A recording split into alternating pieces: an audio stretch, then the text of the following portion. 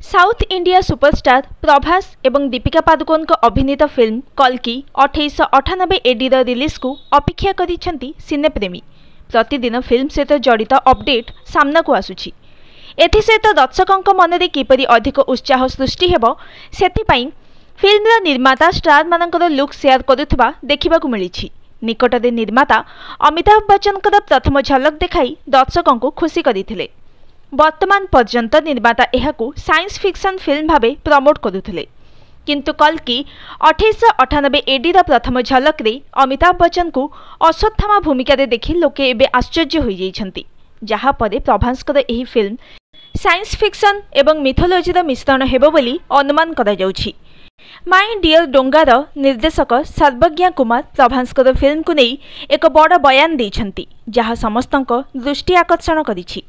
से कहती मु कल्कि 1898 एडी रे अतिरिक्त लेखक भाव में काम करिछि। मु एहा विषय रे किछि प्रकाश करि परिबि नाही, किंतु मु केवल कहि परिबि जे चलचित्र रे एक नियारा धारणा रहिबो, जहा पूर्वरु केही करिबाकू चेष्टा करि नथिले, कहिछंती सर्वज्ञान कुमार को बयान परि एवे फिल्म रु प्रशंसकों को आशा आहुरी बढ़ी जाइछि। ए पर्यंत देखिबाकू मिली नथिबा एही फिल्म रे कोन हेबो बोली समस्ते चिंता करूछंती। Bureau report news today.